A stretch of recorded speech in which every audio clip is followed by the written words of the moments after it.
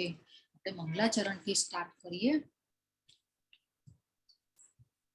ओम अज्ञानातिमिरान्धस्य ज्ञानाञ्जन शलाकया चक्षुरुन्मिलितं येन तस्मै श्री गुरवे नमः. श्री चैतन्य मनोभीष्टं स्थापितं येन भूतले स्वयं रूप कदा मह्यं ददाति स्वपदान्तिकं.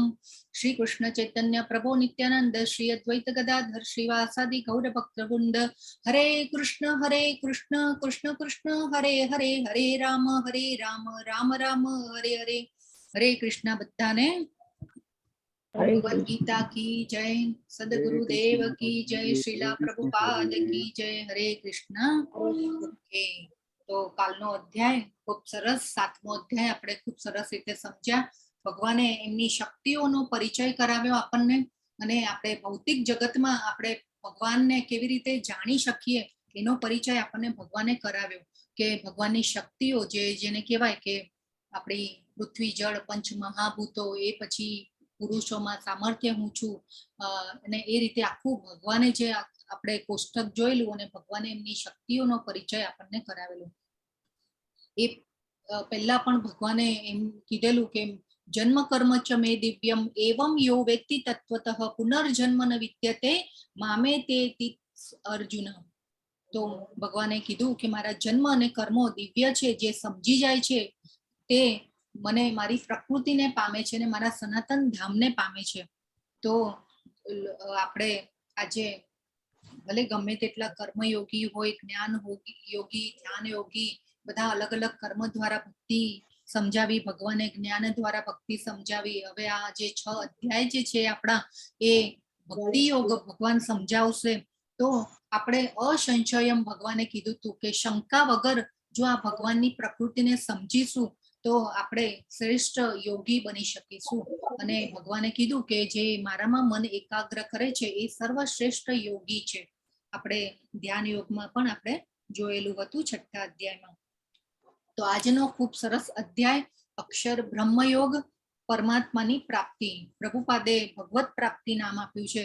અને આ રીતે તો આપણે કાલના અધ્યાયમાં જોયું હતું કે 2 પ્રકારની આપણે શક્તિ હતી. જીવ જે છે એ ચડિયાતી શક્તિ છે. કઈ શક્તિ કહેવાય?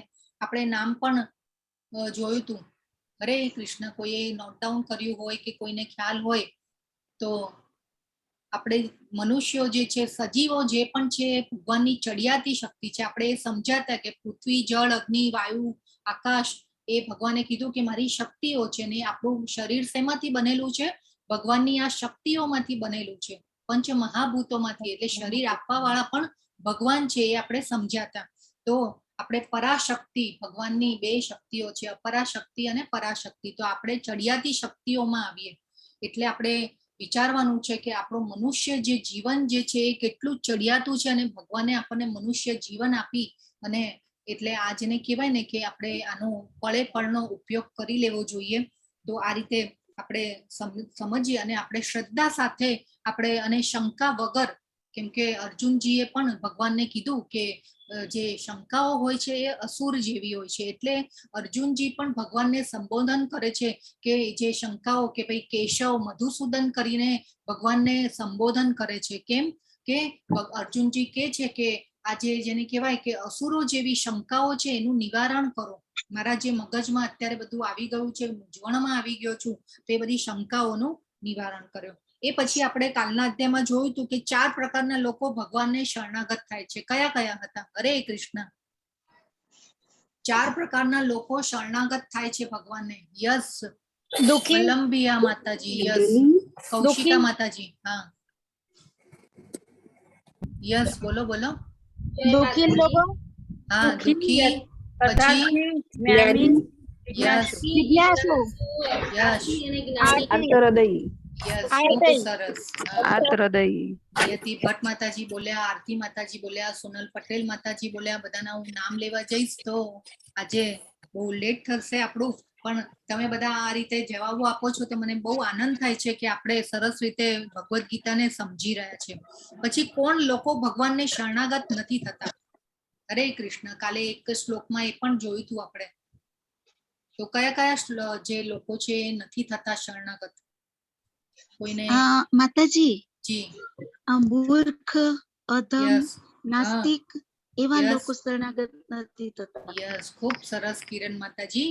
મૂઢ કીધો તો મૂઢ શબ્દ ભગવાને કાલના એક શ્લોકમાં આપ્યો તો કે મૂઢ નરોમાં પણ અધમ એવા આસુરી વૃત્તિ વાળા અને નાસ્તિક લોકો જે છે એ મને નથી થતા, શરણાગત નથી થતા.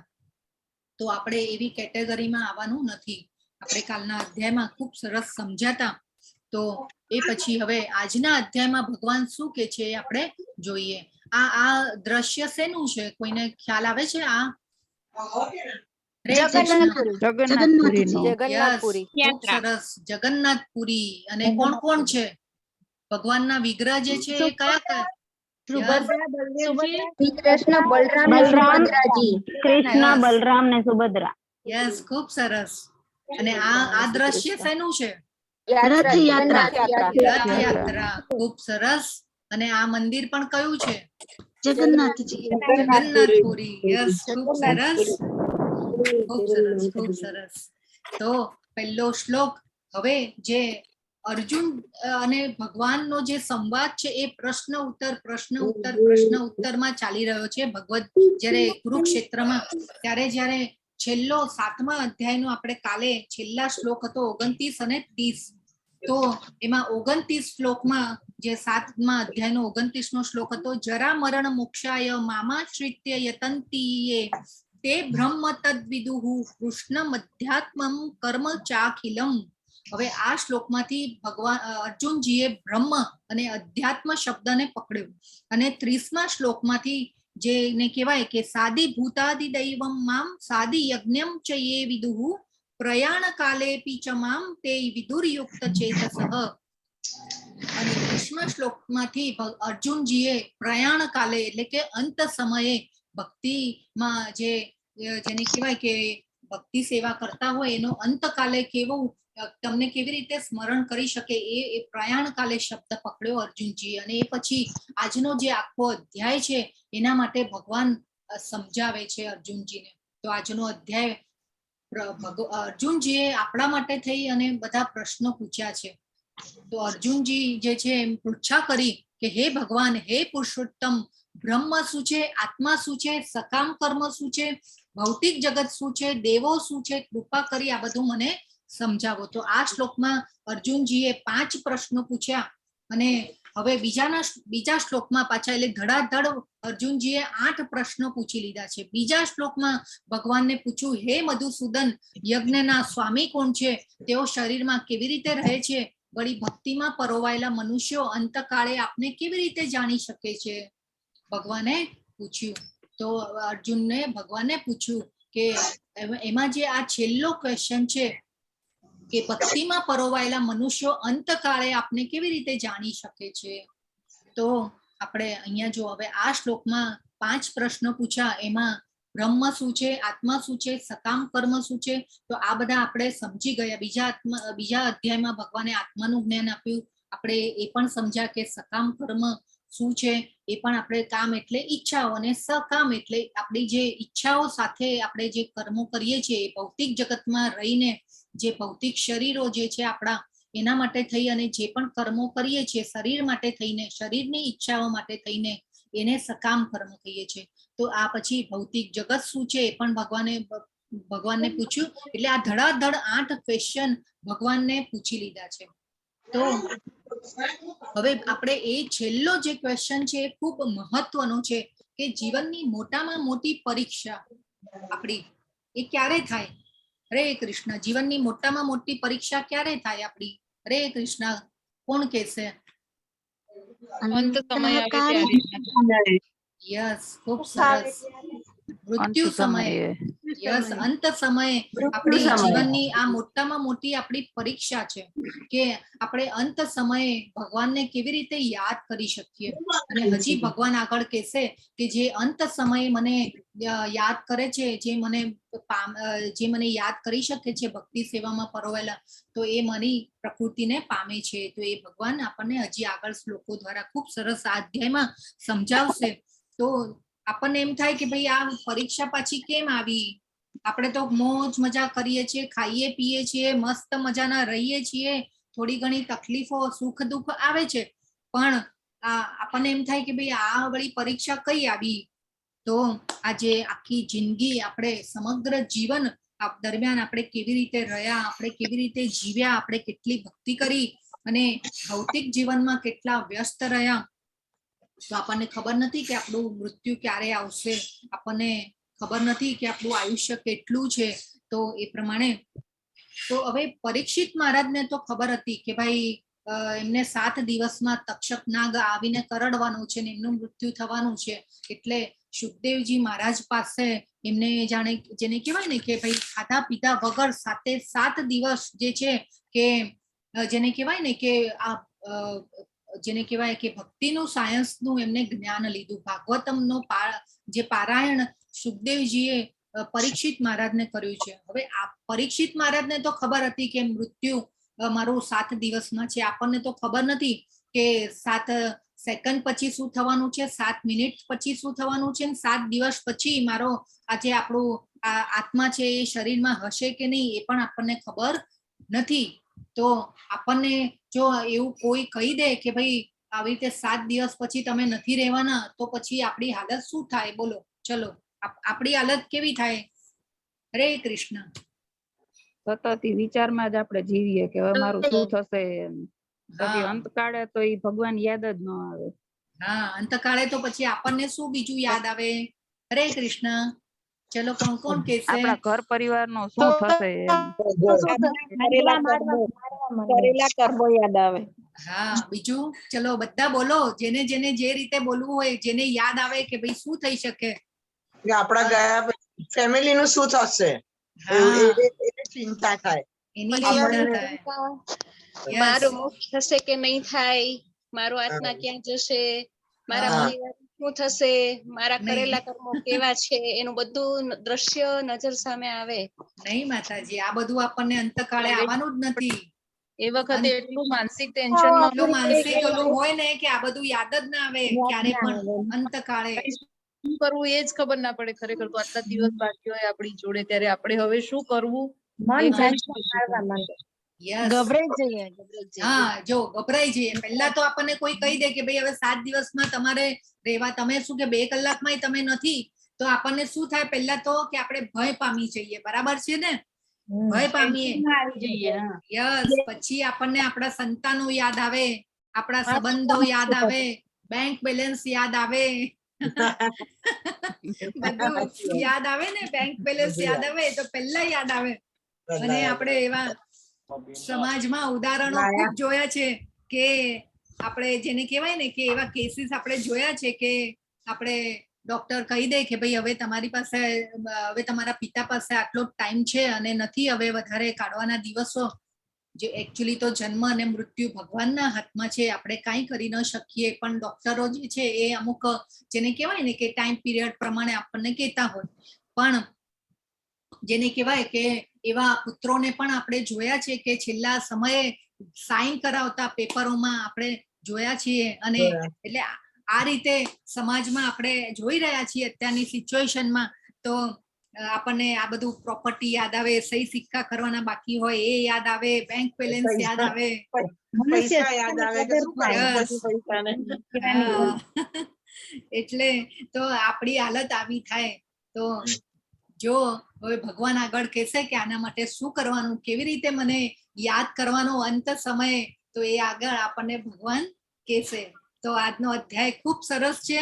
આપણને જીવન જીવતા તો આપણે જેને કહેવાય ને કે આપણે આપણા એક્સપિરિયન્સ, આપણા અનુભવો ઉપરથી પણ શીખ્યા. એ પછી આપણા માતા પિતાએ શીખવ્યું, આપણા વડીલો શિક્ષકોએ શીખવ્યું કે કેવી રીતે જીવન જીવવાનું, કેવી રીતે રહેવાનું ને એ રીતે. એ પછી આ જેને કહેવાય કે અત્યારે તો એવી ઘણી ધર્મ સંસ્થાઓ પણ છે કે જે આર્ટ ઓફ લિવિંગ શીખવાડે છે. પણ ભગવાને આપણને જીવવાનું અને મરવાનું કેટલું મહત્વ છે એ આપણને ભગવાને શીખવાડ્યું છે. ભગવાને આ અધ્યાયમાં ખૂબ સરસ રીતે આપણને કીધું છે. તો આગળ આપણે જોઈએ કે હવે અર્જુનજી જે છે ભગવાન શું આન્સર આપે છે અર્જુનજીને. તો ભક્તિ સેવામાં રોકાયેલા લોકો મૃત્યુ સમયે તમને કેવી રીતે જાણી શકે, અર્જુનજી પૂછે છે ભગવાનને. તો 3જા શ્લોકમાં ભગવાન કહે છે કે અવિનશી તથા દિવ્ય જીવને બ્રહ્મ કહે છે અને તેના સનાતન સ્વભાવને અધ્યાત્મ અથવા આત્મા કહે છે. જીવોના ભૌતિક શરીરોનો વિકાસ થવાની પ્રક્રિયા સાથે સંકળાયેલા કાર્યોને કર્મ અથવા સકામ કર્મ કહે છે. હવે તમને એમ ક્વેશ્ચન થાય કે ભાઈ તમે તો બીજા અધ્યાયમાં બ્રહ્મ પરમાત્મા અને ભગવાનની જે વ્યાખ્યા સમજાવી હતી એમાં તો તમે બ્રહ્મ એટલે તો ભગવાનનું દેદીપ્યમાન તે જ કીધું હતું, અને અહીંયા તો હવે ભગવાન કે છે કે ભાઈ અવિનાશી તથા દિવ્ય જીવને બ્રહ્મ કહે છે, તો વળી આ શું આવ્યું પાછું? કોઈને થયો ક્વેશ્ચન આવો? હરે કૃષ્ણ. ઓકે, તો બ્રહ્મની જે વ્યાખ્યા છે એ અલગ અલગ સિચ્યુએશનમાં ભગવાને ભગવદ ગીતામાં અલગ અલગ બધી વ્યાખ્યાઓ કરી છે બ્રહ્મની. તો બ્રહ્મ અહીંયા જે બ્રહ્મ જે ભગવાન કે છે એ આત્મા, જેને કહેવાય કે દિવ્ય જીવ બ્રહ્મ કહે છે, એટલે સનાતન સ્વભાવ અધ્યાત્મ અથવા આત્મા કહે છે. તો આત્માનો સ્વભાવ કેવો છે? અધ્યાત્મ એટલે જેને કહેવાય ને કે શુદ્ધ વિશુદ્ધ છે આત્મા, પરંતુ જે આત્મા જે છે એ આપણા મોહ માયા અને પ્રકૃતિના ગુણો દ્વારા બદ્ધ થાય છે, અને જેને આપણે જોયું હતું ને કે ભાઈ દર્પણ જેમ ધૂળથી ઢંકાઈ જાય છે અને અગ્નિ ધુમાડાથી ઢંકાઈ જાય છે, ભ્રૂણ જે છે એ ગર્ભાશયથી આવૃત થઈ જાય છે, એવી રીતે આપણો આત્મા પણ જે છે એ આવી રીતે ઢંકાયેલો રહે છે. એટલા માટે આપણી જે શુદ્ધ સ્વરૂપ અવસ્થા છે એ આપણે ભૂલી જઈએ છીએ કે આપણે શું કરવાનું છે. તો હવે ભગવાને આપણને સમજાવ્યું અહીંયા કે જેને કહેવાય કે દિવ્ય જીવને બ્રહ્મ કહે છે અને તેના સનાતન સ્વભાવને અધ્યાત્મ અથવા આત્મા કહે છે. તો અને જીવોના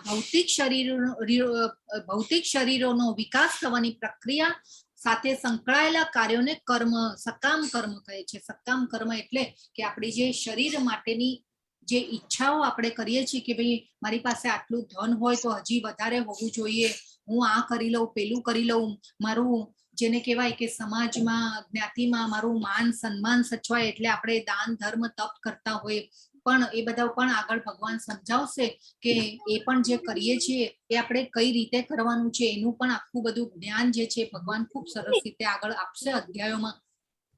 તો આ સકામ કર્મો માટે. અને હવે ભગવાન ચોથા શ્લોકમાં કે છે, તો ચોથા શ્લોકમાં ભગવાન કે છે કે હે દેહધારીઓમાં શ્રેષ્ઠ, જો અર્જુનને છે ને ભગવાન જે છે એ જેને કહેવાય ને કે હવે ભગવાને કીધું હે દેહધારીઓમાં શ્રેષ્ઠ, એ પછી પાર્થ કહીને બોલાવે છે, કૌંતેય કહીને બોલાવે છે, ને જેને કહેવાય ને કે અર્જુનજી ભલે પ્રશ્ન પૂછે છે પણ નાનમ નથી આવવા દેતા અર્જુનજીને. આ એક ભગવાનની એક ક્વોલિટી છે.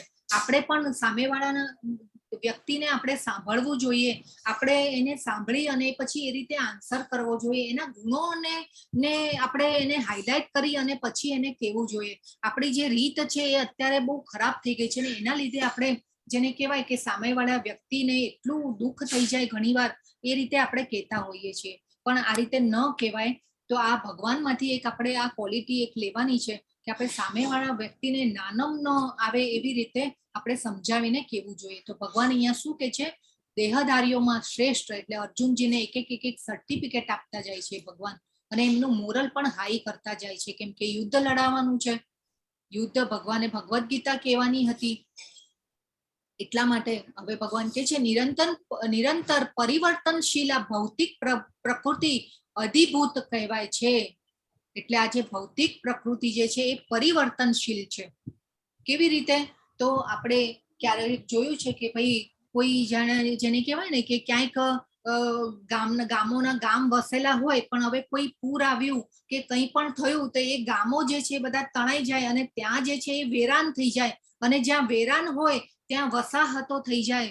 અને આ રીતે આપણે જેને કહેવાય ને કે ભૌતિક, ઇવન આપણું શરીર પણ જેને કહેવાય કે નાશવંત છે. શરીર પણ જન્મ પામે એટલે આત્મા જે છે જન્મ લે છે અને શરીર પણ પાછું પંચ મહાભૂતોમાં ભળી જાય છે.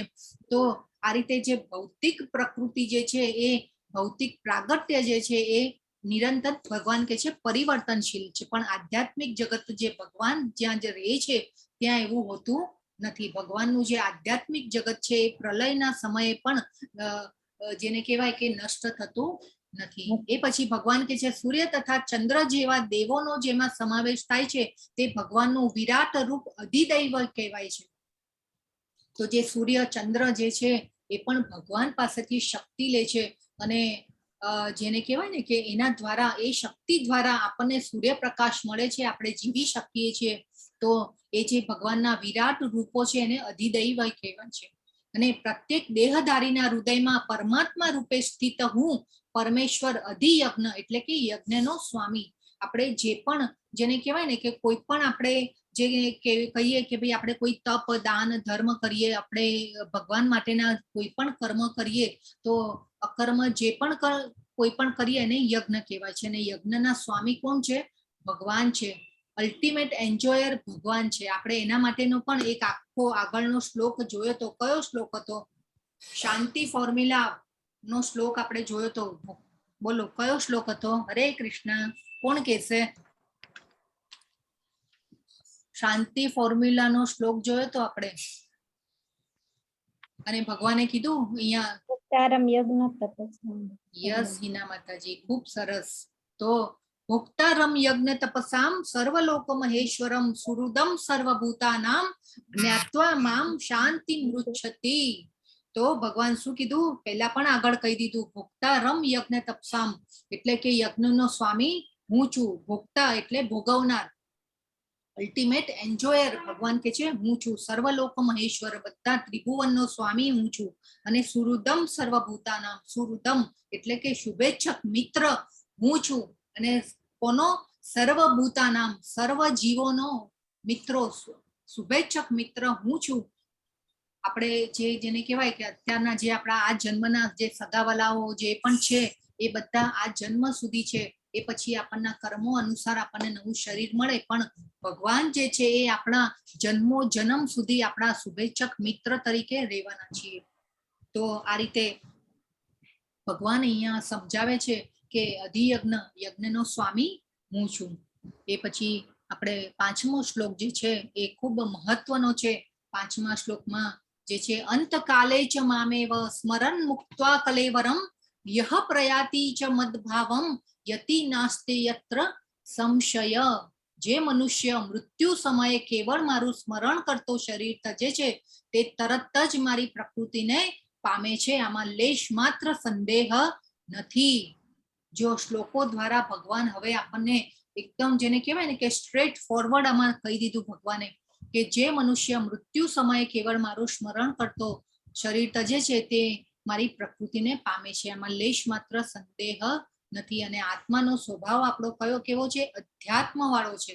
પણ એ જેને કહેવાય કે આપણે આત્માને પોષણ નથી આપતા, આત્માને ખોરાક નથી આપતા, એટલા માટે થઈ અને એ પછી આપણે જેને કહેવાય કે આપણો મોહ માયામાં આવી જઈએ છીએ અને બદ્ધ થઈએ છીએ અને કર્મોના બંધનો લઈએ છીએ.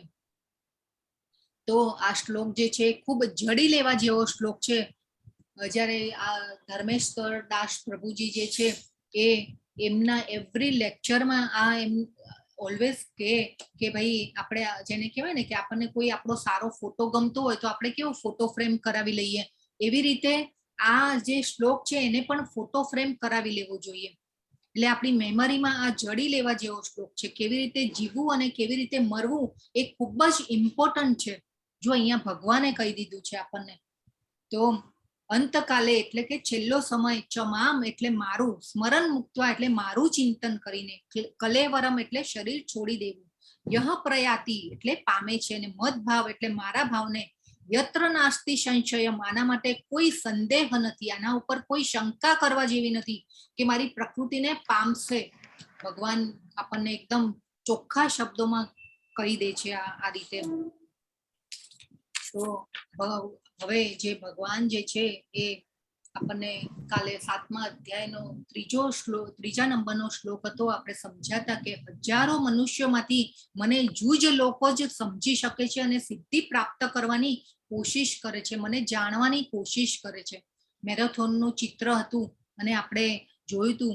તો એટલે આપણે એ સમજવાનું છે કે આપણે ભગવાનને જાણવા માટે આપણે શું કરવાનું છે. હજી આગળ આપણને ભગવાન કહેશે.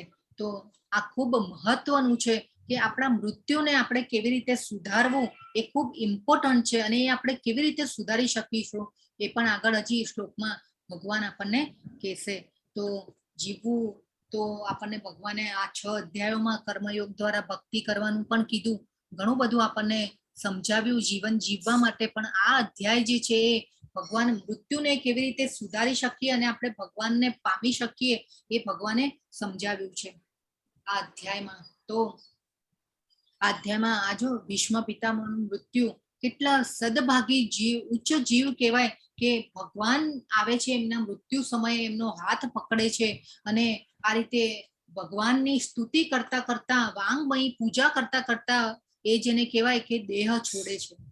એટલે આગળના જીવનમાં તો એમને જરૂરથી દિવ્ય શરીર પ્રાપ્ત થયું હશે. તો આ બધું ખૂબ સરસ વર્ણન જે છે ને આ બધું ભાગવતમમાં આપેલું છે.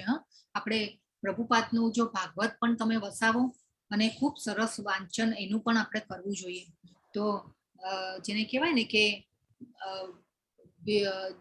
કૃષ્ણ ભગવાન જે છે એ પાંડવોને લઈ અને પાંડવોને કહે છે તમે તૈયાર કરી અને તૈયાર થઈ જાઓ અને આવો મારી સાથે, તમારા દાદાને દેહ છોડવાનો ટાઈમ આવી ગયો છે. ત્યારે એકચ્યુઅલી તો એવું હતું કે કૌરવો પણ ત્યાં હતા અને પાંડવો પણ ત્યાં હતા, કેમ કે બેઉના દાદા થાય ને ભીષ્મ પિતામહ. એટલે જ્યારે જેને કહેવાય કે છેલ્લા ટાઈમે ભીષ્મ પિતામહને જેને કહેવાય કે તરસ લાગે છે પાણી પીવાની, અને એ અર્જુનજીની સામે જરા નજર કરે છે અને જેને કહેવાય ને અર્જુનજી સમજી જાય છે કે ભીષ્મ પિતામહની શું ઈચ્છા છે. તો એ પહેલા દુર્યોધન જે છે એ તાળી પાડી અને જેને કહેવાય ને કે એમના જે આપણે દ્વારપાલ હોય કે જે પણ દાસ હોય ને, એ વખતમાં તો દાસ કહેવાતું, તો એ દાસને બોલાવે છે અને કહે છે કે ભાઈ પાણીની વ્યવસ્થા કરો. તો જે અર્જુનજી જે છે એ સમજી જાય છે કે ભીષ્મ પિતામહની શું ઈચ્છા છે અને જ્યારે અર્જુનજી જે છે એ એવા 2 તીર છોડે છે કે એમનું જે ભીષ્મ પિતામહનું જે માથું જે છે એ 2 તીરની વચ્ચે આમ અટકી શકે.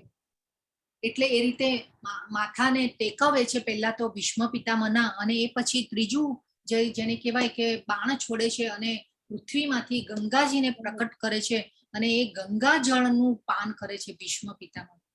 એટલે જેને કહેવાય કે કેટલું સદભાગી જીવ મૃત્યુ સમયે ભગવાનના અનન્ય ભક્તના નો સાથ મળવો, ભગવાનનું સમીપ હોવું, સાથે જેને કહેવાય અનન્ય ભક્તિ હોય તો જ આ શક્ય બને.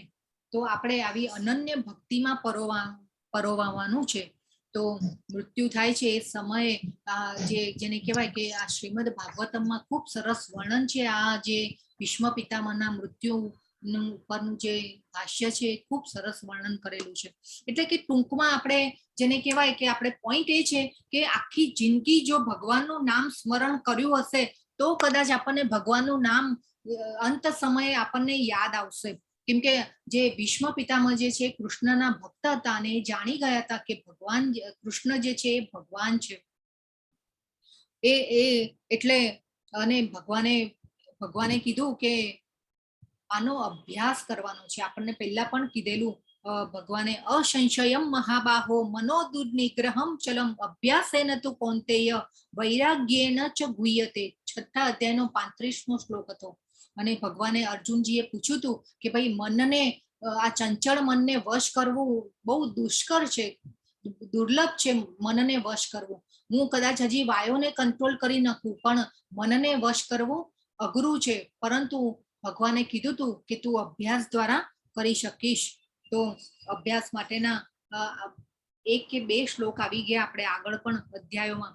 તો જેને કહેવાય કે આ ભીષ્મ પિતામહનું જે મૃત્યુ જે છે આદર્શ મૃત્યુ કહેવાય અને એમનું નામ 12 મહાજનોમાં આવે છે. તો આવું જે મૃત્યુ થાય એને કહેવાય ને કે આપણે જેને કહેવાય કે આખું જીવન જો આપણે ભગવાનનું નામ સ્મરણ કરેલું હશે, આપણે મહામંત્રના જાપ કર્યા હશે, આપણે ભગવાનની સેવા પૂજા અર્ચના, આપણો ભગવાન સાથેનો સંબંધ જે છે એ ગાઢ થયો હશે, તો આપણે કદાચ આવું મૃત્યુ સમયે આપણે ભગવાનને યાદ કરી શકીશું. તો આ ખૂબ જરૂરી છે. અને ભગવાને શું કીધું આગળ આપણને કે જે અંત સમયે જે મને યાદ કરશે એનું એ મારા દિવ્ય પ્રકૃતિને પામશે. તો આ ભગવાને આપણને આવું ક્લિયર કટ કહી દીધું છે. એટલે આપણે એનો અભ્યાસ દ્વારા આપણે ભગવાનને આ રીતે આપણે મૃત્યુને જે છે કે સુધારવાનું છે. એ પછી ભગવાન 6થો શ્લોક જે છે એમાં કહે છે, હે કુંતી પુત્ર, શરીરનો ત્યાગ કરતી વખતે મનુષ્ય જે ભાવનું સ્મરણ કરે છે એવા જ ભાવને તે નિશ્ચિતપણે પ્રાપ્ત કરે છે, ભગવાને કીધું. તો અહીંયા હવે ભગવાને કુંતી પુત્ર કહીને બોલાવ્યા. હવે કુંતી માતાને કેમ યાદ કરે છે ભગવાન? કેમ કે કુંતી માતા પણ ભગવાનના અનન્ય ભક્ત હતા. જો હું અનન્ય શબ્દ યુઝ કરું છું, અનન્ય ભક્ત હતા. પછી ભગવાન એમને પૃથા પુત્ર પણ કહીને સંબોધન કરે છે. કેમ? ભગવાને કુંતી માતાને યાદ કર્યા છે. બે સેનાઓ ભેગી થઈ ગઈ છે, યુદ્ધ થવાનું છે, એ પછી પણ ભગવાન જે છે એ આ કુંતી માતાને યાદ કરે છે. આવા ભક્તો કુંતી માતાએ જ્યારે આ યુદ્ધ પૂરું થયું અને ભગવાન જ્યારે જેને કહેવાય કે યુદ્ધ પૂરું થયા પછી દ્વારિકા એમના ધામ એટલે દ્વારિકા જવા માટે રવાના થાય છે, ત્યારે એમના ધામ નહીં, સોરી, એમના દ્વારિકા જવા માટે રવાના થાય છે હસ્તિનાપુરથી. તો ત્યારે જેને કહેવાય કે કુંતી માતા કહે છે કે ભાઈ હવે જ્યારે અમારા ભાગ્યમાં સુખ આવ્યું ત્યારે તમે અમારી સાથે નથી, તો તમે ભગવાન અમને દુઃખ આપી દો. તો એટલીસ્ટ તમે અમારી સાથે તો હતા, દુઃખમાં તમે અમારી સાથે હતા. અત્યારે જ્યારે હવે જેને કહેવાય કે હવે આ રાજ્ય મળવાનું છે ને બધું છે, ત્યારે તમે અમારી સાથે નથી. ભગવાન મને દુઃખ આપો. અને શું જબરજસ્ત કુંતી માતાએ પ્રાર્થનાઓ કરેલી છે. અને આ કુંતી માતાએ જે પ્રાર્થનાઓ કરી છે એના માટે પ્રભુપાદે આખું એક કુંતી માતાની પ્રાર્થનાઓનું એક અલગ પુસ્તક બનાવેલું છે. ખૂબ સુંદર પ્રાર્થનાઓ છે, અદ્ભુત પ્રાર્થનાઓ છે. ભગવાન માટે એમને કરેલી પ્રાર્થનાઓ આપણને જેને કહેવાય ને કે એટલે આવો આમ ભાવ આવે આપણને. ભગવાન આવા ભક્તો હોય છે કે જે દુઃખો માંગે છે. આપણે તો શું કરીએ, ભગવાન તું મને આ આપી દે, પેલું આપી દે, ભગવાન મારા આનું રક્ષણ કરજે. ને ભગવાન આપણે કોઈ દિવસ પૂછ્યું ભગવાનને કે આપણે ભગવાન તમે કેમ છો? આપણે ઓલવેઝ ભગવાન પાસે આ આપી દો, પેલું આપી દો, મારું આ કરી નાખો, પેલું કરી નાખો, ઓલવેઝ માંગણીઓ હોય છે આપણી.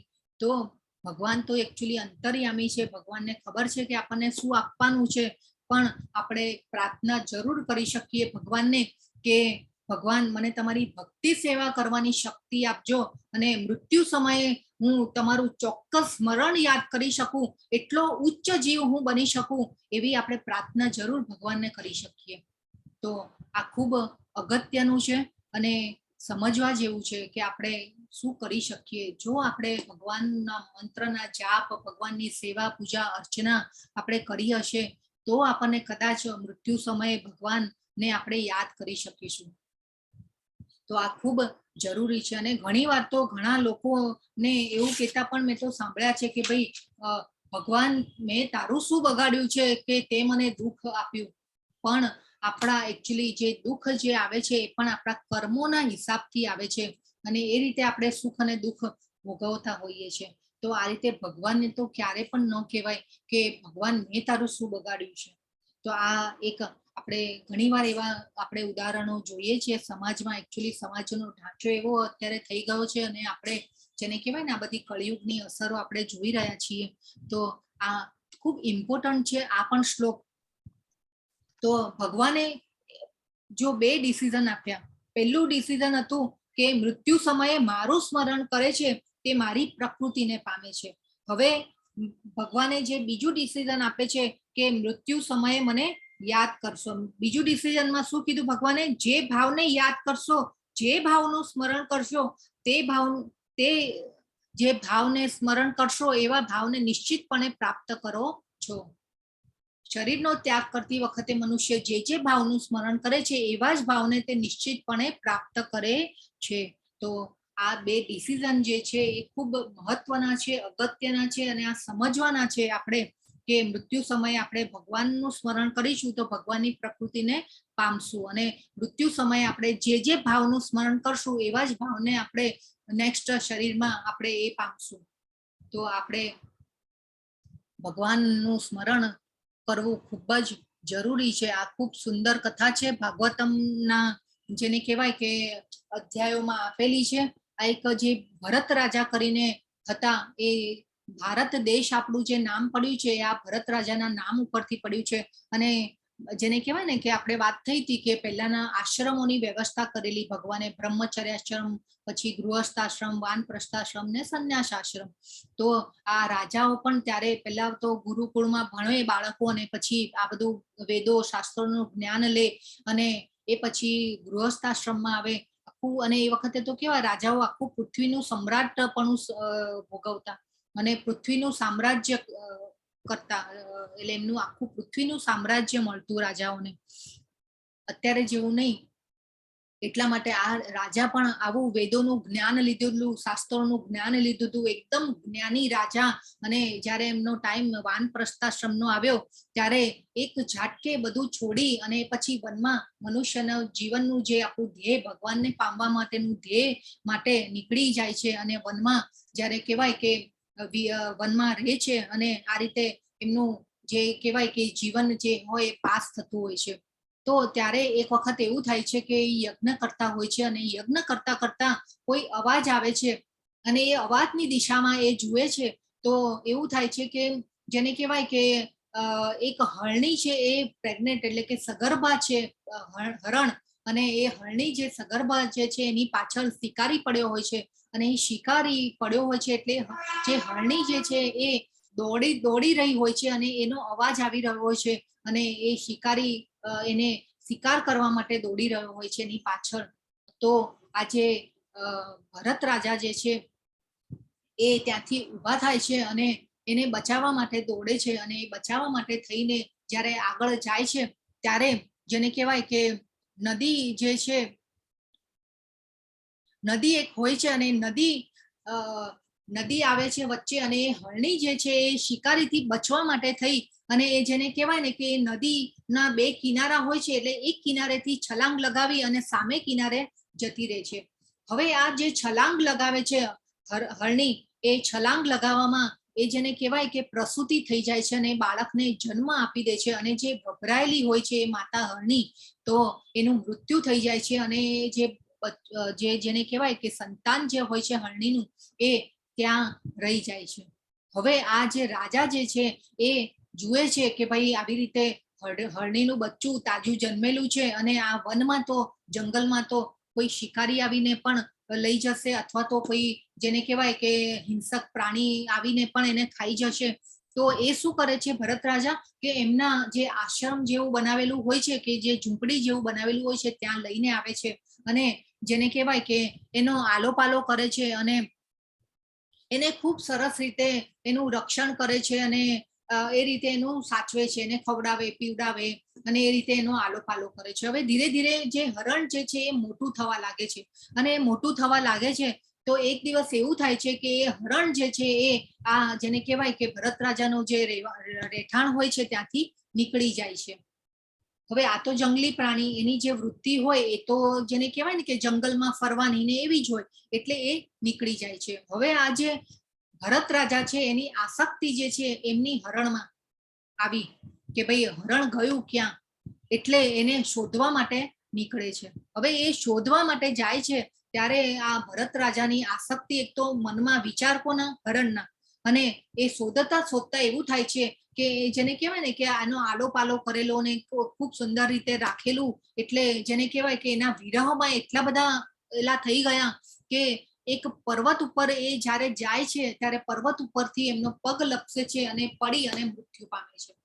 હવે મૃત્યુ પામતી વખતે જેને કહેવાય ને કે આસક્તિ હરણમાં અને એ ચેતનામાં મૃત્યુ પામ્યા આ રીતે, અને જે ચેતના જે હતી એ હરણમાં આવી, અને એ હરણમાં જે ચેતના આવી એટલે બીજું જે જન્મ જે છે એ હરણનો થાય છે.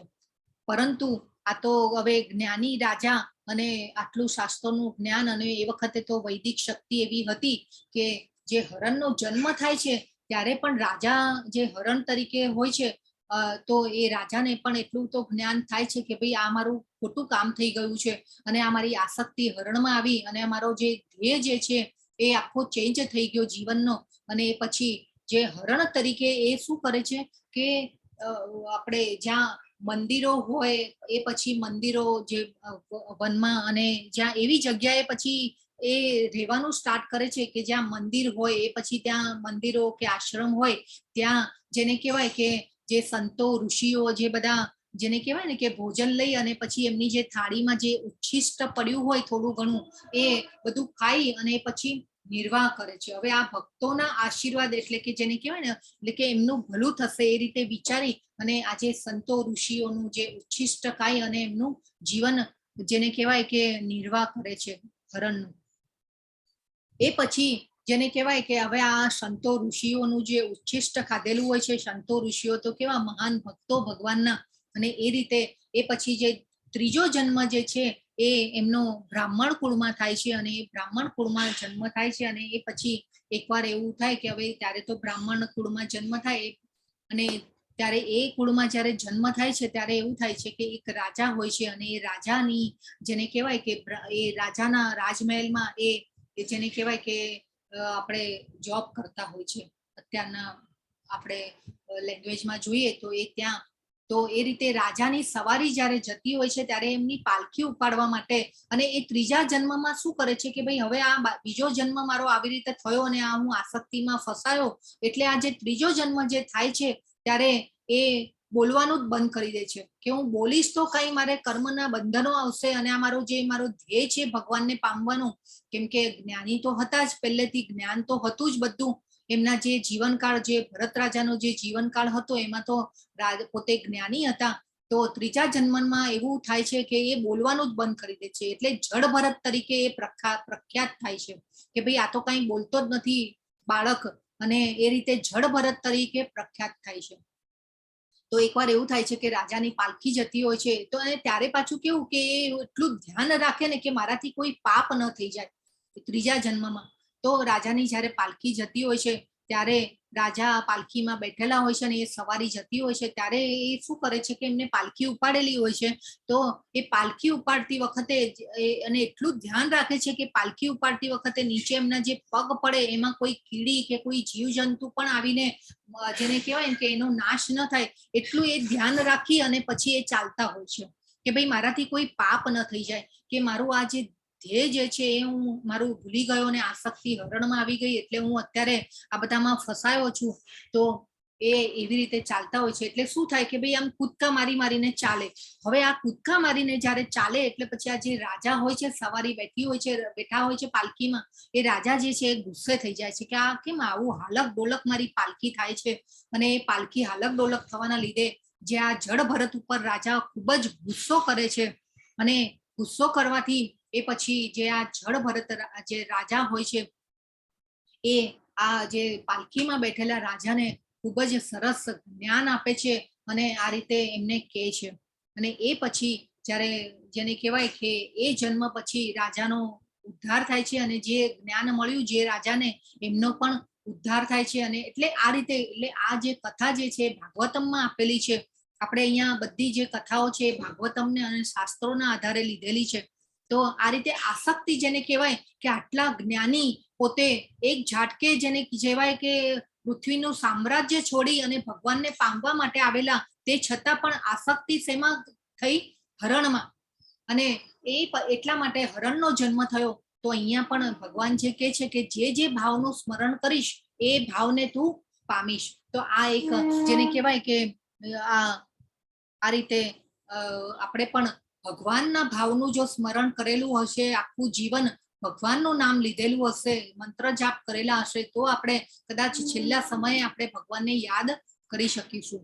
તો 7મો શ્લોક જે છે એ ભગવાન કહે છે કે તેથી હે અર્જુન, તારે સદા કૃષ્ણ રૂપમાં રહેલા મારું ચિંતન કરતા રહેવું, અને તે સાથે જ યુદ્ધ કરવાનું તારું નિર્ધારિત કર્તવ્ય પણ કરવું જોઈએ. તારા કાર્યોનું મને સમર્પણ કરીને અને તારા મન તથા બુદ્ધિને મારામાં સ્થિર કરીને તું નિશ્ચિતપણે મને પ્રાપ્ત કરીશ.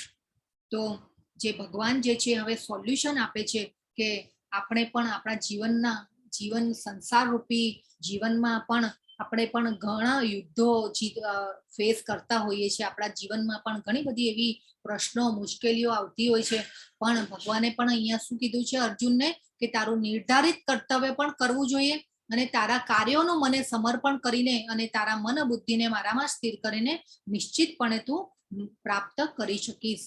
તો આપણે પણ આપણા સંસાર રૂપી યુદ્ધ તો કરવાનું જ છે, પણ આપણા ઉપર ઘણી જવાબદારીઓ હોય છે. એ જવાબદારીને આપણે છોડવાની નથી. ભગવાને કીધું છે એ કરતા રહીને ભગવાનનું આપણે જે પણ કાર્યો હોય એ ભગવાનને સમર્પણ કરી, એટલે ખાલી આપણે ભાવના ચેન્જ કરવાની છે આપણી. તો આપણે કૃષ્ણને સેન્ટરમાં રાખીને કરવાનું છે. અને ભગવાને શું કીધું? અસંશયમ નિસંદેહ. જો અહીંયા પણ ભગવાને અસંશયમ શબ્દ વાપર્યો છે. અસંશયમ એટલે નિસંદેહ તું મારી પ્રકૃતિને પામીશ. તો આપણે શંકા કરવાની નથી. આજે ભગવાનના મુખમાંથી નીકળેલા શબ્દો છે, આપણે શાસ્ત્રોના જે જ્ઞાન જે છે એની ઉપર શંકા કરીશું તો પછી આપણો શ્રદ્ધાનો નાશ થશે. અને શ્રદ્ધા વગર આપણે ગમે તેટલું પારંગત હોઈશું, આપણે ભગવદ્ ગીતાના ગમે તેટલા કડકડાટ શ્લોકો બોલી લીધા હશે, કે ગમે તેટલું જ્ઞાન આવી જશે, તે છતાં પણ આપણે ગમે તેવા વેદો પુરાણો વાંચી લીધા હશે, કે ગમે તેટલા શાસ્ત્રો વાંચ્યા હશે, પણ જો શ્રદ્ધા નહીં ડેવલપ થાય તો આપણે જે છે કે ભગવાનને સમજી નહીં શકીએ, તો અને ભગવાનને આપણે પહોંચી નહીં શકીએ. તો આ ખૂબ જરૂરી છે કે આપણે ભગવાનને સવારે ઉઠીએ ત્યારે આપણે ભગવાનનું મોઢું જોઈએ. પહેલા તો ભગવાનને કહીએ કે નહીં, મારો આખો રાત્રે સુઈ જઈએ ત્યારે ભગવાનને યાદ કરીએ, પાણી પીતા યાદ કરીએ, જમતા યાદ કરીએ ભગવાનને, કે ભાઈ ભગવાન તમે આ બધું અન્નનું પોષણ કરો છો, અને અન્ન તમારી શક્તિ દ્વારા જેને કહેવાય કે પાકે છે, અને એ અન્ન દ્વારા મારા શરીરનું પોષણ થાય છે. તો આ બધું યાદ કરી અને ભગવાનનું જે આપણે કહેવાય કે આવી રીતે યાદ કરતા રહેવું જોઈએ. તો જેને આપણે ભગવાનને આપણે આ જીવન જે છે એ ભગવાનને પળે પળે યાદ કરવા જોઈએ. અને પાણીની ઇફેક્ટ તો ખૂબ જ ઇફેક્ટિવ છે. પાણી જ્યારે પણ પીઓ ત્યારે ભગવાનનું નામ દઈ અને પાણી પીઓ. ખૂબ સરસ ઇફેક્ટિવ પ્રોસેસ છે. જેમ જેમ આપણે ભગવદ્ ગીતા વાંચીશું એમ એમ આપણા જીવનમાં બધી ક્લેરિટી આવતી જશે. અને પહેલા ભગવાને 2.40 શ્લોકમાં કીધેલું, નેહાભિક્રમ નાશોસ્તે પ્રત્યવાયો ન વિદ્યતે સ્વલ્પમપ્યસ્ય ધર્મસ્ય ત્રાયતે મહતો ભયાત. તું મોટામાં મોટા ભયથી પણ બચી જઈશ. તો આપણે ઓલવેઝ અત્યારે ભયમાં જ જીવતા હોઈએ છીએ. આપણને જેને કહેવાય ને કે ભાઈ કોરોના કાળ આવ્યો તો ધંધા પાણી બેસી જશે, હવે આ થશે, હવે પેલું થશે, હવે જેને કહેવાય ને કે બધા જેને કહેવાય કે અલગ અલગ ઓલા કોરોનાના જે બધા વેરિયન્ટ આવ્યા, તો ઓલવેઝ આપણે ભયમાં જ જીવતા હોઈએ છીએ. આજકાલ આપણે ઘણા બધાના મોઢે પણ સાંભળેલું છે કે ભાઈ બધું જીવનમાં બધું જ છે પણ શાંતિ નથી, શાંતિ નથી. તો એ શાંતિ ક્યારે આવશે? આપણે જ્યારે ભગવાનમાં મન એકાગ્ર કરીશું ત્યારે આવશે. તો ભગવાન અહીંયા 8મા શ્લોકમાં કહે છે, હે પાર્થ, જે મનુષ્ય પોતાના મનને મારું સ્મરણ કરવામાં સદા મગ્ન રાખીને અવિચળ ભાવથી પૂર્ણ પુરુષોત્તમ પરમેશ્વર રૂપે મારું ધ્યાન કરે છે, તે નિશ્ચિતપણે મને પ્રાપ્ત કરે છે. જો અહીંયા પણ ભગવાન કહે છે, મારા મનને મારું સ્મરણ કરવામાં સદા મગ્ન રાખીને. જો અહીંયા પણ ભગવાને અભ્યાસનું કીધું, પહેલા પણ ભગવાને કીધું તું અભ્યાસ દ્વારા આ શક્ય છે. તો ભગવાને અર્જુનજીની વાતનો સ્વીકાર પણ કરે છે અને સમજાવી પણ રહ્યા છે. અને કઈ રીતે કરવું એ પણ આપણે ઓલવેઝ આપણને સક્સેસ પણ સ્ટ્રગલ પછી જ મળે છે. તો આ ભક્તિમાં પણ આપણે જો અભ્યાસ જે છે, પ્રેક્ટિસ મેક્સ અ મેન પરફેક્ટ, એવું આપણે સ્લોગન છે. તો આપણે પણ આ જે ભક્તિ જે છે, ભગવાનનું મંત્ર જાપ, એટલે એ ભક્તિમાં પણ આપણે આગળ આવવાનું છે. તો આપણો જેને કહેવાય કે અભ્યાસ શબ્દ ભગવાને આપણને કીધું કે, અને એ પછી આપણો સમય એકચ્યુઅલી મેક્સિમમ સમય જે છે ને, આપણે નાના હોઈએ ત્યારે ભણવામાં જાય, એ પછી મોટા થઈએ એટલે ઘર ગૃહસ્થીમાં જાય, એ પછી પાછા ધન કમાવામાં જાય, મન બુદ્ધિ પાછી એમાં જ લાગેલી રહે. એ પછી છે કે ભાઈ મોટા થઈએ એ પછી જન્મ યુવાન પછી ફેમિલીને સાચવવાની જવાબદારી, એ પછી આવે કે ભાઈ જ્યારે ધીરે ધીરે વૃદ્ધ થતા જઈએ એટલે શરીરને સાચવવાની જવાબદારી. તો એટલે આપણે છે ને એકચ્યુઅલી આમાં જ ફસાયેલા રહીએ છીએ. પણ ભક્તિની શરૂઆત નાનપણથી જ થતી હોય છે. નાના બાળકોને અત્યારથી જ ભક્તિમાં પરોવવાનું, મહામંત્રના જાપ કરવાનું કહેવાનું. તો આ રીતે ભગવાન સાથેનો આપણો જે સંબંધ જે છે એ શાશ્વત છે. આત્મા છે એનો ગુણધર્મ પણ આધ્યાત્મિક છે, ભગવાને કીધું. પણ આપણે આ દર્પણ ધૂળ ચડી ગઈ હોય, અગ્નિથી ધુમાડો આવૃત રહે, એ રીતે આપણે મોહમાયાથી આત્મા જે છે ઢંકાઈ જાય છે. એટલે આપણે જેને કહેવાય કે ભગવાનને ભૂલી જઈએ છીએ. પણ આપણે જે છે ભગવાનના અંશ છીએ. અને આ રીતે એક બીજી કથા છે, 5 વાગ્યા છે, હું થોડીક શોર્ટમાં લઈ લઉં. અજામિલ નામે એક બ્રાહ્મણ હતો, એ પણ વેદોનું જ્ઞાન, ખૂબ સરસ શાસ્ત્રોનું જ્ઞાન અને એટલું બધું જેને કહેવાય કે જ્ઞાની પુરુષ. અને બ્રાહ્મણ એટલે તો જેને કહેવાય કે બ્રાહ્મણ તો ત્યારે કોને કહેવાતા કે ભાઈ જે કૃષ્ણને જાણતા હોય. અત્યારે જેવું નહીં કે ભાઈ જે પૂજા પાઠ કરાવે ને આપણે એને બ્રાહ્મણ કહેતા હોય છે. બ્રાહ્મણની વ્યાખ્યા પણ આખી ભગવદ્ ગીતામાં ખૂબ સરસ પ્રભુપાદે સમજાવી છે કે બ્રાહ્મણ કોને કહેવાય. તો એક સમયે એ ફૂલ તોડ ભગવાનની સેવા અર્ચના કરવા માટે ફૂલ તોડવા માટે જંગલમાં જતા હોય છે. અને ફૂલ તોડતા તોડતા એમને પણ આવી રીતે જ જેને કહેવાય કે ભરત રાજાની જેમ કોઈ અવાજ આવી રહ્યો હોય છે ફૂલ તોડતા તોડતા, અને અવાજની દિશામાં એ જઈ અને જુએ છે તો ત્યારે ભગવાનના ખૂબ મોટા ભક્ત જ્ઞાની પણ એ અવાજની દિશામાં જઈને જુએ છે તો એક જેને કહેવાય કે એક ગણિકા અને એક શુદ્ર પુરુષ જે છે એ દેહ સુખમાં વ્યસ્ત હોય છે. તો હવે આજે અજામિલ જે છે એ કેવું કે ભાઈ દ્રષ્ટિ પડી એક અને મન ફસાયું. તો આજે અજામિલની પણ કથા જે છે એ શ્રીમદ ભાગવતમના 6થા સ્કંદમાં 1 થી 3 અધ્યાયમાં આપેલી છે. ખૂબ સુંદર કથા ભગવાને પ્રભુપાદે સમજાવેલી છે. તો જેને કહેવાય ને કે દ્રષ્ટિ પડી મન ફસાયું. આટલા જ્ઞાની હોવા છતાં પણ મન જે છે ફસાય છે. અને કેવી રીતે ફસાય છે કે ભાઈ આટલી સુંદર ગણિકા જે છે એ સ્વરૂપવાન ગણિકા જે છે, અને આ પાછો શુદ્ર પુરુષ. અને એટલે કે ભાઈ આજે ગણિકા જે છે એ શુદ્ર પુરુષને જેને કહેવાય કે એના માટે નથી, આને તો મારે ભોગવવી જોઈએ.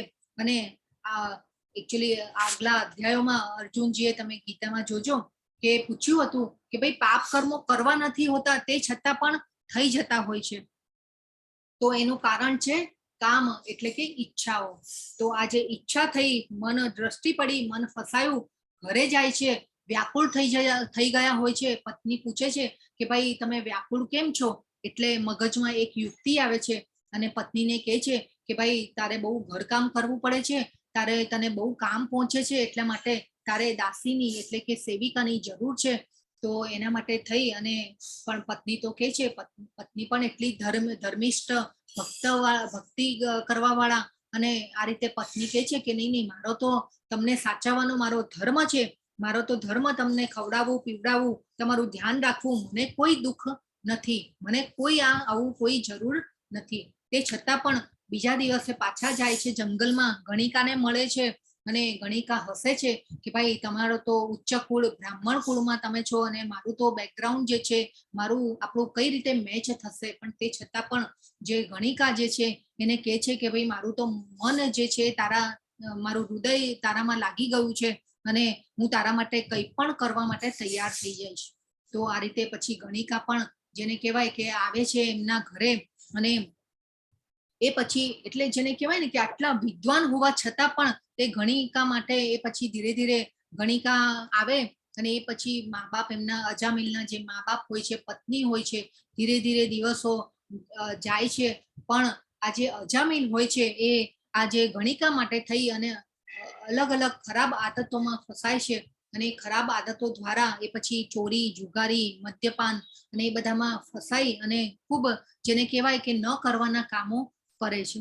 તો એ પછી એવું થાય છે કે ભાઈ મા બાપ પણ કંટાળી જાય છે, છોડીને જતા રહે છે, પત્ની પણ કંટાળી જાય છે, છોડીને જતી રહે છે. તો એ રીતે એ પછી ધીરે ધીરે આ ગણિકા દ્વારા પુત્રો થાય છે. એ પુત્રો એ પછી 80 વર્ષની ઉંમરે એમને એક 10મો પુત્ર થાય છે અજામિલને.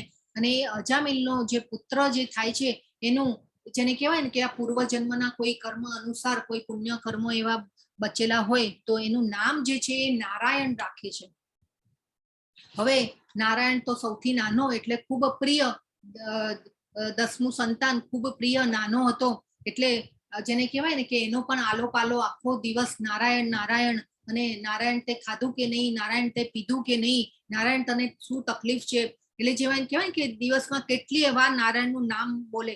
અને એ પછી મૃત્યુની ઘડી આવે છે. મૃત્યુની ઘડી આવે છે, યમદૂતો જેને કહેવાય કે યમદૂતો આવે છે એમને લેવા, કેમ કે કરેલા કર્મો જે હતા આવા ખરાબ આદતો વાળા, એટલે યમદૂતો લેવા આવે છે.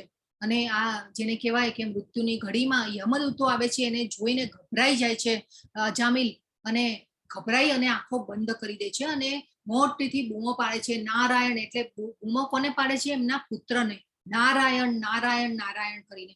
હવે આ જે યમદૂતો જે છે કે એ જરા ગૂંચવાઈ જાય છે કે ભાઈ આ તો નારાયણ નામ આવ્યું અને આ તો જે કહેવાય કે આ આપણો ક્લાયન્ટ નથી, આને તો નારાયણ નામ ભગવાનનું નામ દીધું. એટલે જેને કહેવાય કે જે ભગવાનનું નામ દીધું અને આ જે અમુક જે જ્ઞાની જેને કહેવાય કે સારા કર્મો પણ પેલા બ્રાહ્મણ તરીકે બધા કરેલા, એટલે વિષ્ણુદૂતો જે ભગવાનનો જે વિષ્ણુદૂત જે હોય જે આપણે ભક્તિ કરતા હોય એ લોકોને ભગવાન વિષ્ણુદૂત મોકલે છે લેવા માટે. તો આ રીતે વિષ્ણુદૂત આવે છે અને વિષ્ણુદૂત જે આવે અને પછી યમદૂતો અને વિષ્ણુદૂતમાં જેને કહેવાય કે વાક યુદ્ધ થાય છે કે ભાઈ નહીં આ તો નારાયણનું નામ પુકાર્યો છે એટલે આ તો અમારો ક્લાયન્ટ છે ને. એટલે આ રીતે આખું ભાગવતમમાં પણ જેને કહેવાય કે આ બધો જે સંવાદ જે છે એ ખૂબ સરસ રીતે આપેલો છે. એ પછી જે અજામિલ જે છે એ પ્રાર્થના કરે છે અને વિષ્ણુદૂતોને જોઈ અને એને જ્ઞાન થાય છે કે ઓમાં મેં તો શું કરી નાખ્યું, આવા મારા નીચલા ધ્યેય માટે થઈ અને મારી આખી જિંદગી જે છે એ આવી ગણિકાના ઓલા મોહપાશમાં ફસાઈ અને મેં જેને કહેવાય કે જીવન બરબાદ કરી નાખ્યું. તો આ પ્રમાણે વિષ્ણુદૂતને જોઈ અને અજામિલને જ્ઞાન થાય છે બધું. હવે વિષ્ણુદૂત એટલે તો ભગવાનના દૂતો એ પણ કેવા હોય જબરજસ્ત, જેને કહેવાય ને કે આમ જે એટલા માટે એ વિષ્ણુદૂતોને જોઈ અને ભગવાન એટલે આ જે અજામિલ જે છે એને એમ થઈ જાય છે કે આ અમે ખોટું કર્યું અને એ પછી વિષ્ણુદૂતોને પ્રાર્થના કરે છે કે ભાઈ મને એક ચાન્સ આપો. અને એ પછી હરિદ્વાર જઈ અને વિષ્ણુદૂત જે છે અંતર્ધ્યાન થાય છે અને વિષ્ણુદૂતો જે છે આ યમદૂતોથી અજામિલને બચાવે છે. અને એ પછી જે અજામિલ જે છે એ જેને કહેવાય કે હરિદ્વાર જઈ અને જેને કહેવાય કે ભગવાનની ભક્તિ અને ધ્યાન કરી અને ખૂબ સુંદર ભક્તિ કરે છે. અને એ પછી જે અજામિલ જે છે એમને લેવા માટે જેને કહેવાય ને કે આવી આ દ્રષ્ટિ પડી અને મન ફસાયું હતું. અને આ પછી વિષ્ણુદૂતો અને યમદૂતોની વચ્ચે જેને કહેવાય કે વાક યુદ્ધ થાય છે. અને આ રીતે તો એ પછી અજામિલને બચાવે છે અને એ જે ભક્તિ કરી અને એ પછી અજામિલને જેને કહેવાય કે વિષ્ણુદૂતો આવે છે ફરીથી લેવા માટે અને આવા વિમાનમાં બેસી અને પછી અજામિલ જે છે એ જાય છે ભગવાનના ધામમાં. તો જેને કહેવાય કે આ પણ એક આસક્તિ જેને કહેવાય ને કે તો છેલ્લો ટાઈમ જે મૃત્યુ સમયે જેને કહેવાય કે આસક્તિ શેમાં હોય અને એટલે આ જે બે કથા છે એના ઉપરથી આપણે બોધપાઠ લેવાનો છે કે આપણે પણ જો અંત સમયે ભગવાનનું સ્મરણ કરીશું તો સાક્ષાત વિષ્ણુદૂતો આપણને આવી રીતે આવી અને લઈ જશું. પણ આપણા જેને કહેવાય કે આપણું જેટલી શરણાગતિ હશે ભગવાન પ્રત્યેની એવી રીતે આપણા જેને કહેવાય કે આગળની ગતિ ને બધું થતું હોય છે. તો આ ખૂબ જેને કહેવાય કે આ બે બોધપાઠ દ્વારા આપણે સમજવાનું છે કથાઓ દ્વારા કે તો આપણે આપણી ભક્તિ સેવાઓ આપણે નાનપણથી શક્ય તેટલી વહેલી તકે આપણે સ્ટાર્ટ કરવી જોઈએ અને આપણા બાળકોને પણ ભક્તિ તરફ આપણે આગળ વધારવા જોઈએ. તો 9મા શ્લોકમાં ભગવાન કહે છે મનુષ્ય પરમ પુરુષનું ધ્યાન સર્વજ્ઞ પુરાતન નિયંતા લઘુતરથી પણ લઘુત્તમ સર્વના પાલન કરતા સમસ્ત ભૌતિક કલ્પનાથી પર અચિંત્ય તથા જેઓ હંમેશા એક વ્યક્તિ છે એ તરીકે કરવું જોઈએ.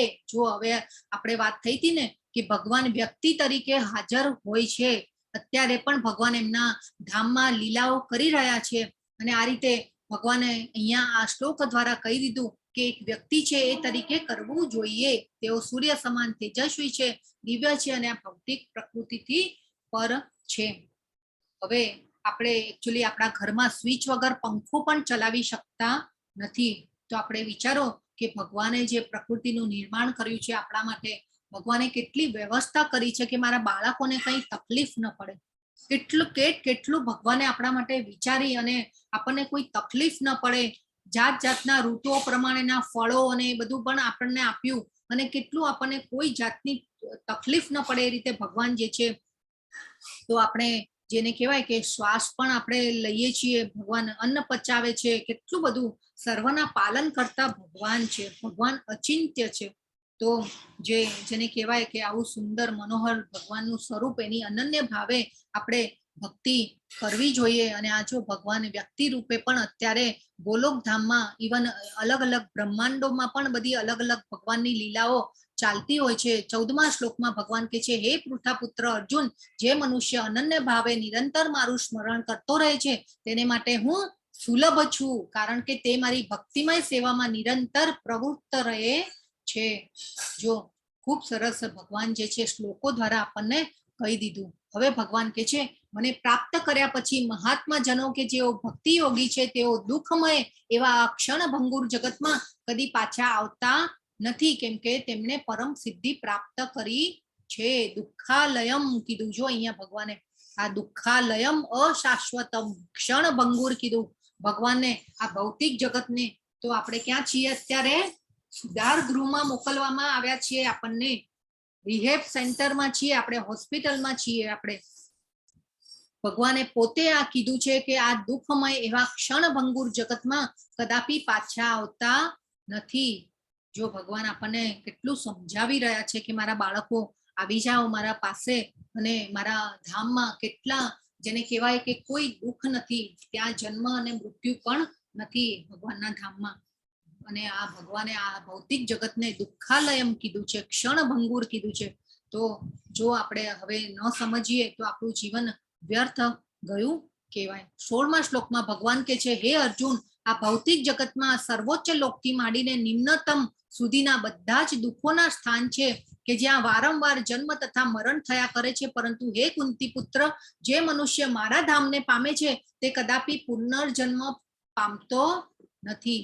જો આટલું શ્લોકો દ્વારા કેટલું ભગવાને સ્ટ્રેટ ફોરવર્ડ કહી દીધું છે. અને શું કીધું હવે આ શ્લોકમાં? ભૌતિક જગતમાં સર્વોચ્ચ લોકથી માંડીને નિમ્નતમ સુધીના બધા દુઃખોના સ્થાન છે. ભૌતિક જગતનું સર્વોચ્ચ લોક કયું હતું? આપણે જોયું હતું. હરે કૃષ્ણ, કોણ કહેશે? ભૂરલોકના સર્વોચ્ચ લોક કયું હતું? ભૂરલોકનું સર્વોચ્ચ લોક જે 14 જે લોક હતા એમાં સૌથી ઉચ્ચ લોક કયું હતું? હરે કૃષ્ણ. હરે કૃષ્ણ જી ગૌલોક. કયું? ગૌલોક. સત્યલોક. સત્યલોક. નહીં, ગૌલોક તો ભગવાનનું ઘર છે. સત્યલોક. યસ, સત્યલોક કોણ બોલ્યું? બ્રહ્મલોક. સત્યલોક. સત્યલોક કોણ બોલ્યું? હું બોલ્યો. નીતિન જોશી. નીતિન Yes. જોશી. યસ, ખૂબ સરસ. તો એને બ્રહ્મલોક, બ્રહ્માનું જે લોક છે એ આ ભૌતિક જગત, આપણે જે બ્લેક આખા રાઉન્ડમાં જે જોયું હતું 14 લોક જે છે એ ભૌતિક જગતના લોકો છે, લોક છે. કે આપણે ભૂરલોક 6 નંબરના ઓલા પર હતા, ભૂરલોકમાં હતા. અને એ પછી ઉચ્ચ લોક, એટલે આપણે એ બધા ધોરણ પાસ કરીને જવાનું નથી. આપણે ડિરેક્ટલી ભગવાનને અંત સમયે પણ ભગવાનને પ્રાર્થના કરી અને એ રીતે ભગવાનને સીધા લિફ્ટનો ઉપયોગ કરીને ભગવાન પાસે જવાનું છે. તો આ રીતે ખૂબ સરસ જો ભગવાને કીધું. તો સર્વોચ્ચ લોકથી માંડીને નિમ્નતમ સુધીના બધા જ દુઃખોના સ્થાન છે. ભગવાને કહી દીધું અહીંયા સ્ટ્રેટ ફોરવર્ડ. તો જે ઉચ્ચ લોક બ્રહ્મલોક કહેવાય છે, જ્યાં બ્રહ્મા અલગ અલગ બ્રહ્માંડોમાં અલગ અલગ બ્રહ્માઓ હોય છે. આપણે ખૂબ બધું હજી તો આપણા ભગવદ્ ગીતાને જાણવી હોય ને આ બધા જે શાસ્ત્રોનું જ્ઞાન લેવું હોય ને આપણું જીવન ઓછા પડે એવું છે. તો અત્યારથી આપણે જાગ્યા ત્યારથી સવાર કરવાની ભગવાનની ભક્તિમય સેવા. આ જો ખૂબ સુંદર, જેને કહેવાય કે બ્રહ્માજી પણ કોનું ધ્યાન કરતા હોય છે? ભગવાનનું ધ્યાન કરતા હોય છે. તો ખૂબ સરસ ભગવાનની સ્તુતિ અને પ્રાર્થના કરી રહ્યા છે બ્રહ્માજી.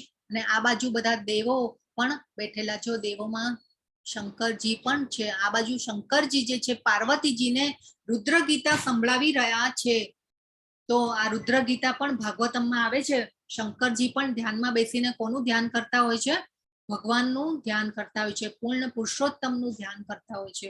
અને જે શંકર ભગવાન જે છે એ પાર્વતીજીને પણ આખી જે ભગવદ્ ગીતા અને શાસ્ત્રોનું જ્ઞાન આપી રહ્યા હોય છે. રુદ્ર ગીતાનું પણ ખૂબ સરસ વર્ણન છે. એ પછી જે છે કે ઉદ્ધવ ગીતા પણ છે. ઉદ્ધવ ગીતા જ્યારે ભગવાને યુદ્ધ પૂરું થયું અને એ પછી જ્યારે ભગવાન જવાનો સમય આવ્યો ત્યારે ઉદ્ધવજી ભગવાનને મળે છે. અને ઉદ્ધવજી કહે છે કે ભગવાન હવે તો તમે જતા રહેશો, આ જે ધર્મ જે છે એ કોની શરણે જશે, અને જેને કહેવાય કે હવે તમે જતા રહેશો પછી આ જે કળિયુગમાં જે છે એ કેવી રીતે જેને કહેવાય કે બધી વ્યવસ્થા જળવાશે. અને આ રીતે તો ભગવાને કીધેલું કે હું ભાગવતમ રૂપે, એટલે કે જે શ્રીમદ ભાગવતમનો જે ગ્રંથ છે એ રૂપે હું આ કળિયુગમાં હાજર રહીશ. તો જે શ્રીમદ ભાગવતમ જે છે એ ભગવાનનું સાક્ષાત રૂપ છે, અને ભગવાનના નામ ગુણ રૂપ લીલાઓ ધામ જે છે એ ભગવાન પોતે જ છે. તો આ રીતે જે ઉદ્ધવ ગીતા પણ છે, રુદ્ર ગીતા પણ છે, ઇવન બ્રહ્માજી ને પણ જન્મ મૃત્યુ અને જરા વ્યાધિનું જે ચક્ર હોય છે એ પણ ફોલો કરવું પડે છે. તો આવા દેવો જે છે એ લોકોને પણ આ ફોલો કરવું પડે છે. તો આપણી તો વિસાત જ શું, તો આપણે તો જાણો અત્યારથી કે ભાઈ કેટલી ભક્તિ કરવાની છે ભગવાનમાં, આપણે કેટલો જીવ પરોવાનો છે. તો આ જે છે એ ખૂબ મહત્વનું છે. એ પછી 28મા શ્લોકમાં જે મનુષ્ય ભક્તિમય સેવાના માર્ગનો સ્વીકાર કરે છે તે વેદાધ્યાયન, તપ, યજ્ઞ, દાન કરવાથી અથવા તાત્વિક કે સકામ કર્મ કરવાથી પ્રાપ્ત થનારા ફળોથી વંચિત રહેતો નથી. તે કેવળ ભક્તિ કરવાથી જ આ સર્વ ફળો પામે છે અને અંતે સર્વોપરી સનાતન ધામને પામે છે. જો હવે અહીંયા ભગવાને પાછું આપણા માટે કોમ્બો પેક જેને કહેવાય કે આવી ગયું. મોટા મોટા યજ્ઞો કરીએ, તપ વ્રત કરીએ, ઘણા ઉપવાસ કરીએ, પણ જેને કહેવાય કે એ બધું કરવાથી પ્રાપ્ત થનારા જે ફળોથી આપણે વંચિત રહીએ, પણ અહીંયા ભગવાને શું કીધું? ભક્તિ કરવાથી જ આ સર્વ ફળો પામે છે. તો આપણે આ જોયું હતું કર્દમ મુનિ જે સતયુગમાં એ કર્દમ મુનિ કરીને આવી ગયા, અને એ કર્દમ મુનિએ 10,000 વર્ષ તપ કર્યું, અને ત્યારે ભગવાન જે છે એ એમના પુત્ર દ્વારા આવે છે, અને કપિલ મુનિ જે છે પુત્ર, એ કપિલ મુનિ જે છે એમની માતા દેવહૂતિને જ્ઞાન આપી રહ્યા છે. પુત્ર રૂપે ભગવાન અવતાર લે છે કપિલ મુનિ તરીકે, અને દેવહૂતિ માતાને અહીંયા જ્ઞાન આપી રહ્યા છે. તો ભગવાન અહીંયા ખૂબ સરસ આપણને સંભળાવ્યું છે કે આપણે પહેલા પણ એક જોયું હતું કે આગળ આપણે એક કથામાં જોયું હતું કે જેમની ભગવાને ઈચ્છા પણ પૂરી કરી, ફળ પણ આપ્યું, અને ભગવાનનું ધામ પણ પ્રાપ્ત અપાવ્યું. કોણ હતું? હરે કૃષ્ણ, કોણ કહેશે? આપણે કથા જોઈ હતી, ભગવાને શંખ અડાડ્યો અને જ્ઞાન આપ્યું હતું. હરે કૃષ્ણ. કોણ? યસ, ધ્રુવ મહારાજ. તો ધ્રુવ મહારાજની ભગવાને ઈચ્છા પૂરી કરી. ધ્રુવ મહારાજે ના પાડી કઈ માંગવાની, અને તે છતાં પણ ભગવાને ઈચ્છા પૂરી કરી, અને એ પૂરી કરી ઈચ્છા, અને પછી 36,000 વર્ષ ભગવાન ધ્રુવ મહારાજે પૃથ્વી ઉપર રાજ્ય કર્યું, અને એમના માટે લોક પણ બનાવ્યું. આ જો ખૂબ સરસ ગોલોક વૃંદાવનનું દ્રશ્ય છે, ભગવાનનું ઘર છે, અને ભગવાન તરીકે કોઈ એમને ત્યાં જાણતું નથી. કોઈ ત્યાં એમ કે ને કે ભાઈ ચલો હું ભગવાનનું ઐશ્વર્ય, તમને ભગવાનના ઐશ્વર્યનું દર્શન કરાવું, તો ત્યાં કોઈ ઊભું પણ ન રહે એવું છે.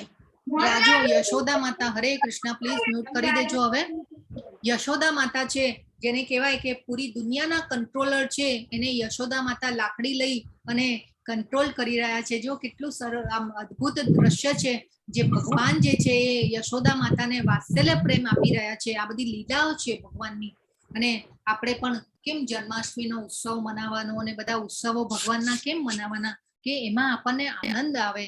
ભગવાનનું જે પણ કંઈ કર્મ કરીશું એમાં આપણને આનંદ આવે છે. આપણા ભૌતિક જગતનો જે આનંદ જે છે એ જેને કહેવાય ને કે ટેમ્પરરી છે, પણ ભગવાનના કર્મોમાં જે આપણને ભગવાનના કર્મો કરશું, જે ભગવાન માટે થઈને ભગવાનની પ્રસન્નતા અર્થે આપણે જે કંઈ પણ કરીશું, તો એમાં ઓલવેઝ આપણને આનંદ જ આવતો હોય છે, અને એ જ કરવું જોઈએ આપણે. તો આ અધ્યાયનો સાર એ છે કે આપણે ઘણીવાર ઘણી વસ્તુઓ માટે પ્લાન કરતા હોઈએ છીએ, કે ભાઈ આપણા જીવનની સિક્યુરિટી માટે આપણે LIC પ્લાન કરતા હોઈએ, દીકરા કે દીકરીના મેરેજ હોય તો આપણે ઘણું બધું પ્લાન કરતા હોય છે, આપણે FD પ્લાન કરતા હોય છે, પણ આપણી લાઈફ માટે જાતના પ્લાન કરતા હોય છે, પરંતુ આ મૃત્યુને સુધારવાનો પ્લાન જે છે એ આપણે કરતા નથી. અને આ સૌથી ઇમ્પોર્ટન્ટ પ્લાન છે કે અંતકાલે જો આપણે ભગવાનને યાદ કરશું તો એ ખૂબ જ જો કે અઘરી વસ્તુ છે, અને આ અઘરી વસ્તુને આપણે અભ્યાસ દ્વારા શક્ય થઈ શકશે.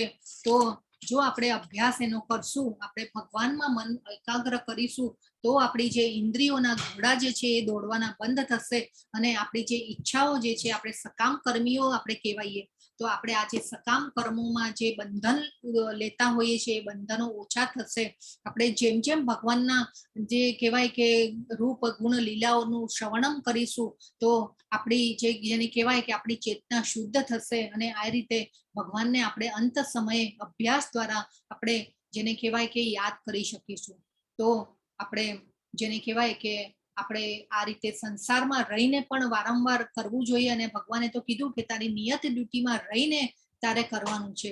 તો આ રીતે આપણે કરશું તો આપણે આ જીવનની જે છેલ્લી મૃત્યુની પરીક્ષા છે એમાં પણ આપણે જેને કહેવાય કે ચોક્કસપણે આપણે પાસ થઈ જઈશું.